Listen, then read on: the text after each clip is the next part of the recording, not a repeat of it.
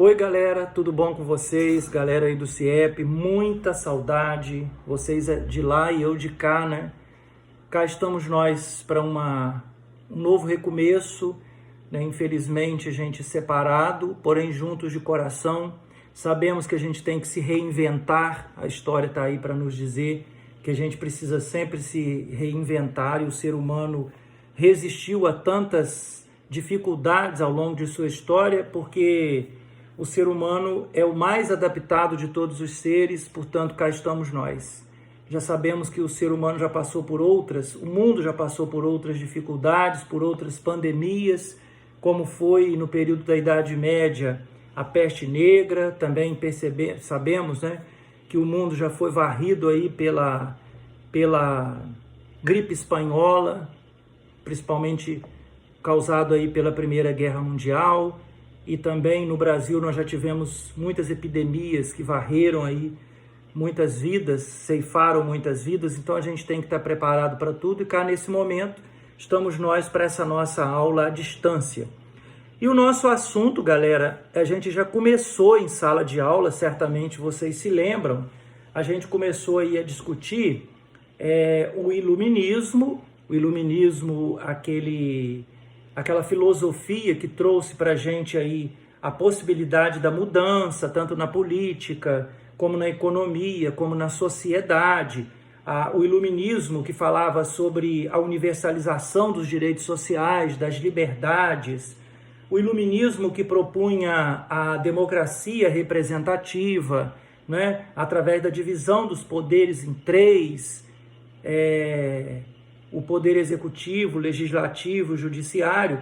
O iluminismo, na verdade, ele foi uma corrente filosófica, né, que trouxe a possibilidade de todas essas mudanças.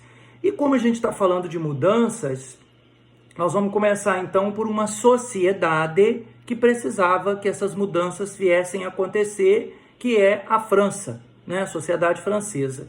Então a gente vai começar a discutir sobre a Revolução Francesa de 1789. É interessante que a gente já falou um pouquinho sobre essa revolução, né? Antes dessa situação nossa aí de quarentena, a gente começou a discutir. Todas as vezes que falamos de revolução, é preciso que a gente se atenha à ideia de mudança, de transformação. Então, algumas perguntas são muito importantes que a gente faça. A primeira é qual era a situação daquela sociedade. No caso, se a Revolução é francesa, né, o que precisava de ter de mudança na França? O que era necessário mudar na França? A segunda pergunta que a gente pode fazer é quais são os grupos sociais interessados nessa mudança? E a terceira, né, talvez muito importante também, pergunta que podemos fazer é quais os grupos sociais que não tinham interesse nessa revolução. Então, se a gente perguntar essas três coisas e a gente procurar entender essas três coisas, a gente vai ter um grande passo para entender a Revolução Francesa. Então, a primeira coisa que a gente pergunta é qual era a situação da França às vésperas da Revolução Francesa, não é?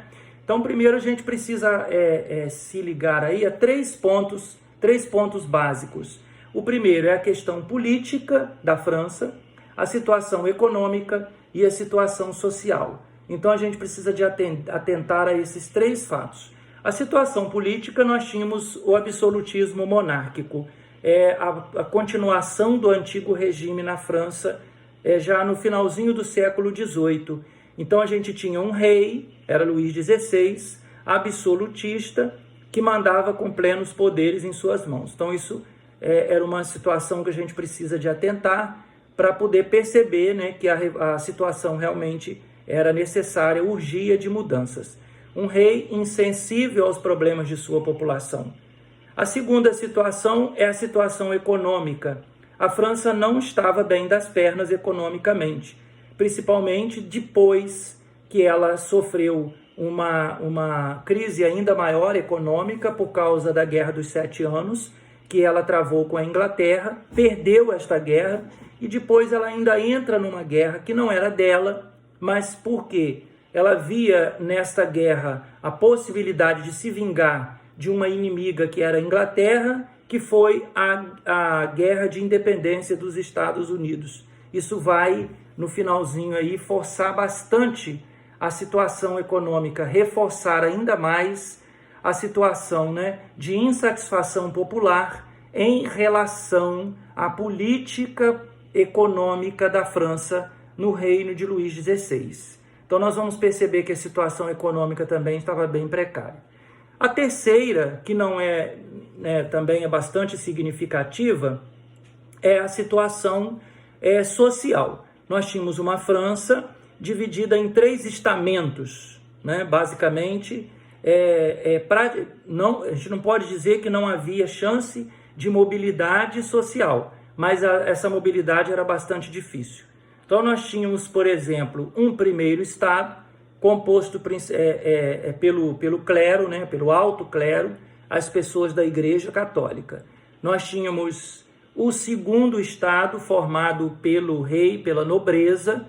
A nobreza era o braço direito do rei, que era o aparelho burocrático do Estado, né? Eram os altos cargos públicos do Estado. Claro, lógico, que essa nobreza ela era dependente, né? Submissa ao poder do rei, do Estado. Nós vimos isso desde a formação dos Estados Nacionais. E o terceiro estado, que era bastante numeroso, no ponto de vista assim, de muitas classes sociais que compunham o terceiro estado. Mas esse terceiro estado, ele não tinha direitos políticos. Por isso, o terceiro estado era aquele que questionava a situação da França na época. Ele era composto pela alta burguesia, ele era composto pela média burguesia, ele era composto pela pequena burguesia, ele era composto pelos sans-culottes, que era a população das cidades, ele era composto pelos trabalhadores da cidade, era composto também pelos camponeses, pelos artesãos, pelos soldados, enfim. Era um grupo muito heterogêneo, bastante diversificado. Esse terceiro estado é o que queria a Revolução, porque esse terceiro estado ele não era contemplado na política do antigo regime. Então nós vamos perceber aí então que o primeiro estado ele não tem interesse nessa revolução, nessa mudança no caso. O segundo estado ele também não tem interesse, mas o terceiro estado ele tem interesse. E diante dessa situação econômica principalmente tão difícil, a gente vai ter então a pressão da população para que as mudanças pudessem acontecer. E o rei até que tenta, de certa forma, fazer essas mudanças. O rei ele propõe a reforma, né, uma reforma onde os nobres, o primeiro e o segundo estado, pudessem participar do pagamento dos impostos, mas os nobres eles não aceitam. Então nós vamos ter uma revolta dos nobres contra Luís XVI, que tenta fazer essas mudanças. Isso ficou conhecido como reforma nobiliárquica. E aí o rei não consegue. Então o que ele faz? Ele convoca a Assembleia dos Estados Gerais. A Assembleia dos Estados Gerais, ela já havia mais de 170 anos que ela não era convocada na França. Já dá para a gente perceber aí o quanto que os reis da França não tinham nenhum interesse em mudança nenhuma.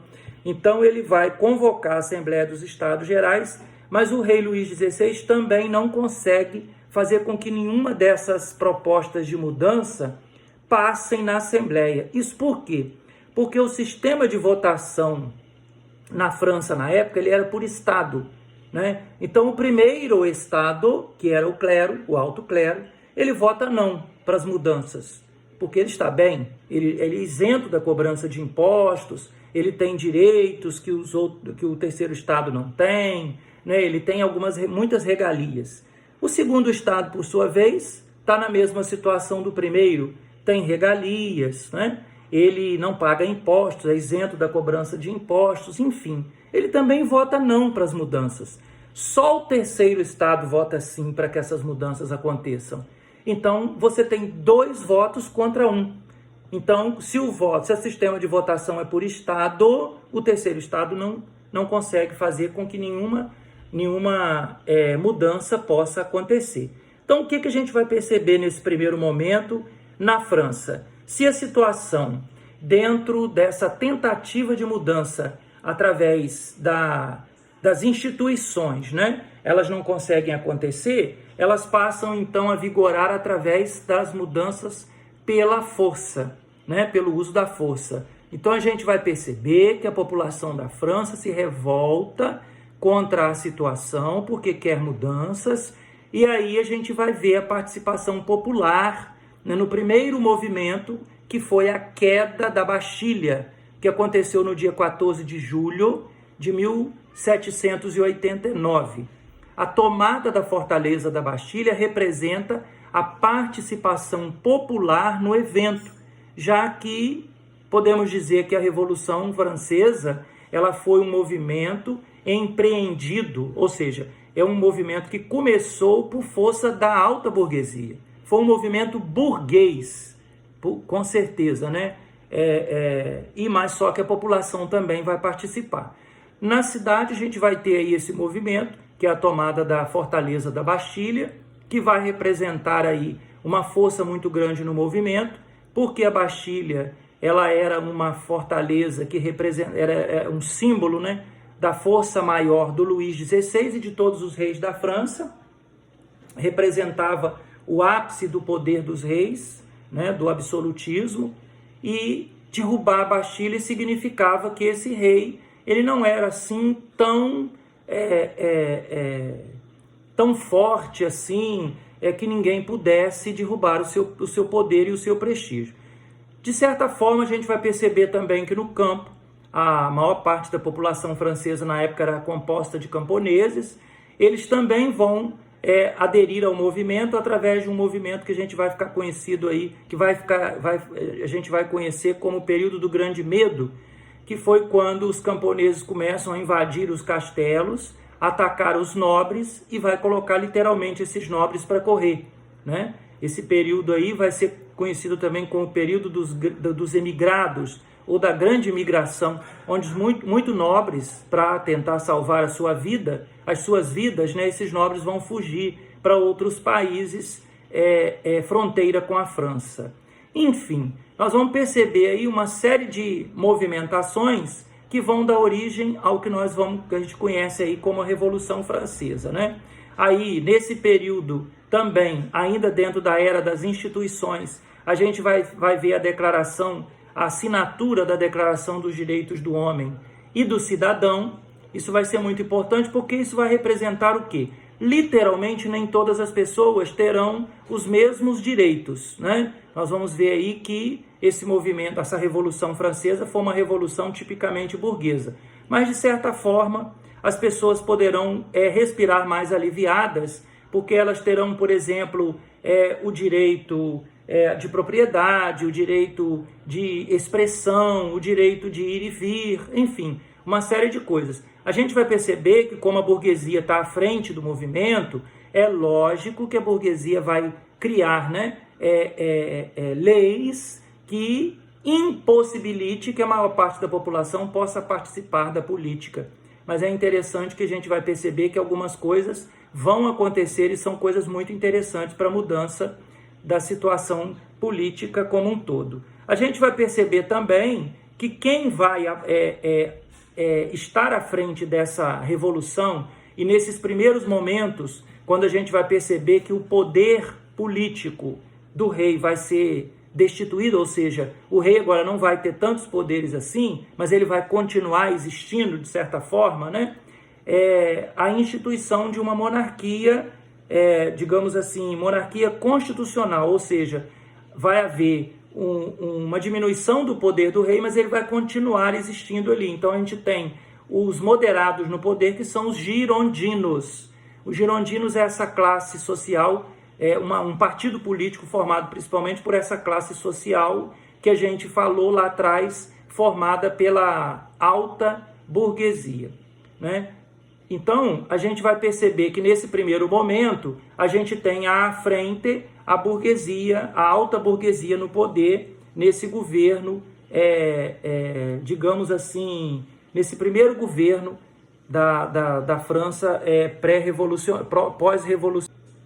A segunda fase da Revolução Francesa, a gente já discutiu um pouquinho dela em sala, certamente vocês têm aí anotado no caderno de vocês, é o período das antecipações, que foi de 1792 a 1794. Esse período, a primeira parte da Revolução, né, de 1789 a 1792, a gente tem a fase ou era das instituições, né? A era das instituições, ela vai da tentativa do Luís XVI, que era rei da França, de fazer uma mudança, né, na França, de tentar uma reforma nobiliárquica, ou ainda, né, de tentar através da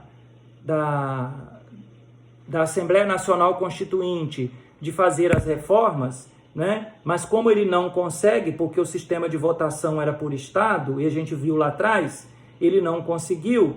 Então a gente tem esse primeiro período e agora a gente está então na fase das antecipações. Esse período é um período que ele é dividido em o tempo em que os girondinos estiveram no poder, que é os moderados, né? Esse período ele é marcadamente, a gente vai ter aí a alta burguesia no poder, e como a gente viu lá atrás, as mudanças não serão significativas. A gente vai ter aí o voto, por exemplo, censitário, né? As pessoas vão ter, por exemplo, o direito de propriedade, o direito de liberdade econômica, de expressar seus pensamentos, né? Direito de ir e vir, tá tudo bem, isso foi importante para toda a gente.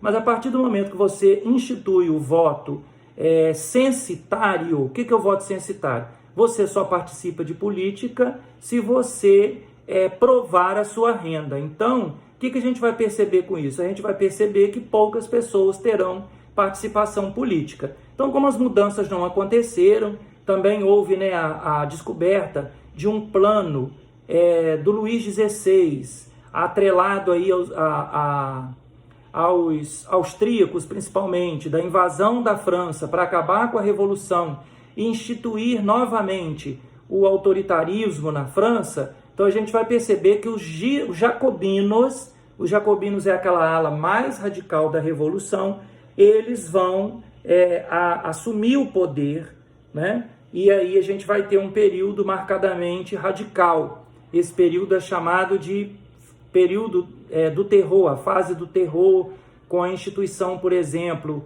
de um rito sumário, né? de um tribunal que, ou melhor dizendo, né? De não ter um tribunal revolucionário.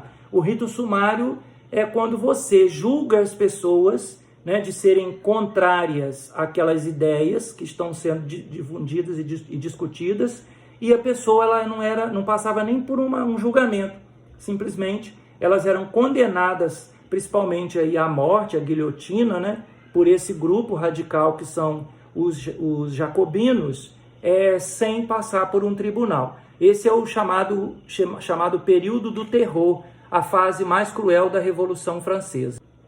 A gente vai perceber, pessoal, que esse período que a gente está, né, falando aí, que é o período do terror, ele aconteceu principalmente porque a gente vai perceber que houve, né, um agravamento muito grande da crise social da França, né, da crise econômica e, consequentemente, social, principalmente em função aí do fato dos jacobinos, dos girondinos, né, não terem feito, os girondinos que fazia parte da alta burguesia, não terem feito mudanças estruturais com relação à França pós-revolucionária. Então a gente vai perceber aí que quando os jacobinos entram, a gente vai perceber aí uma série de mudanças.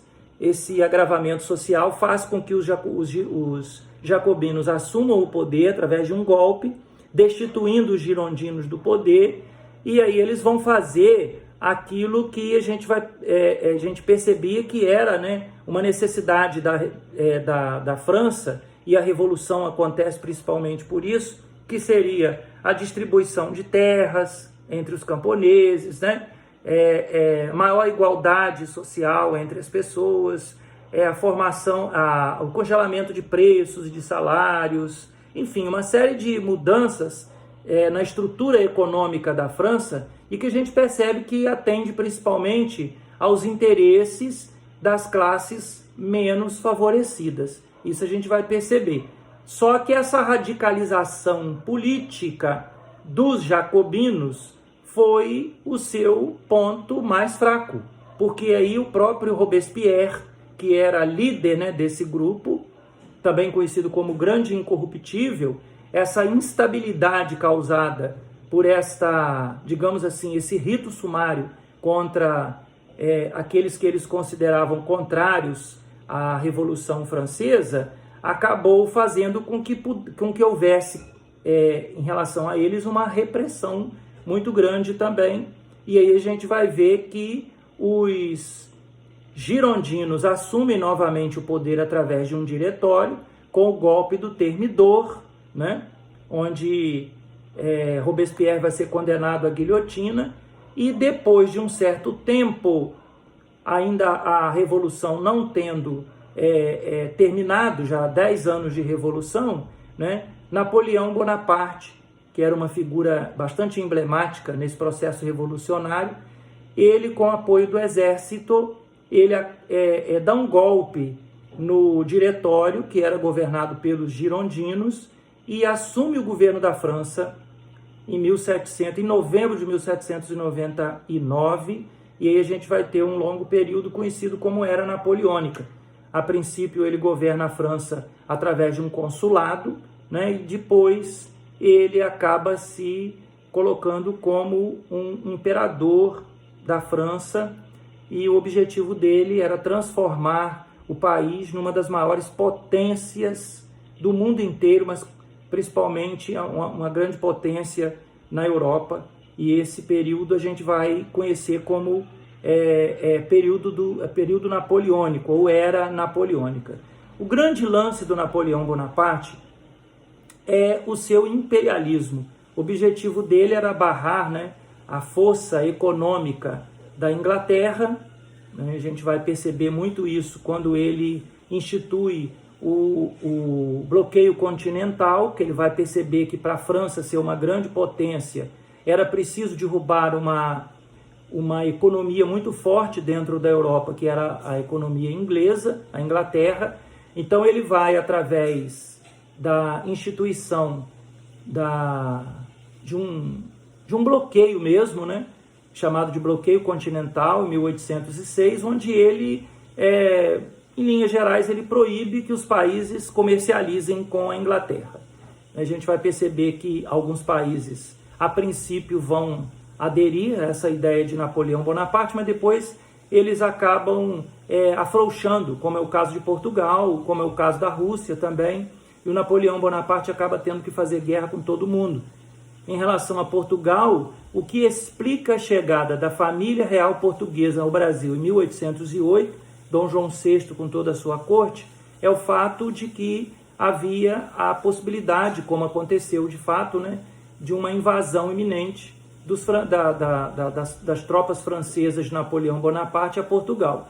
Então o rei, no caso na época Dom João VI, né, era príncipe regente no lugar da mãe dele, Dona Maria I, ele opta por fugir de Portugal para o Brasil, porque também Portugal não tinha condições, né, de barrar as forças francesas. Também não tinha como ficar contra a Inglaterra, porque tinha grandes acordos econômicos com a Inglaterra. Então a gente vai ver que o governo de Napoleão Bonaparte, e vocês podem observar aí no livro de vocês, quando vocês estiverem lendo aí, dentro da Revolução Francesa, no Código Civil Napoleônico, que as ideias do Código Civil Napoleônico, elas atendiam principalmente aos interesses da alta burguesia. Foi a mesma alta burguesia que apoiou Napoleão Bonaparte, juntamente com o exército, para frear o carro da Revolução Francesa, ou seja, pôr fim à Revolução Francesa e dar início a uma nova era de crescimento na França. E, de fato, nós vamos perceber que isso acontece durante um certo tempo.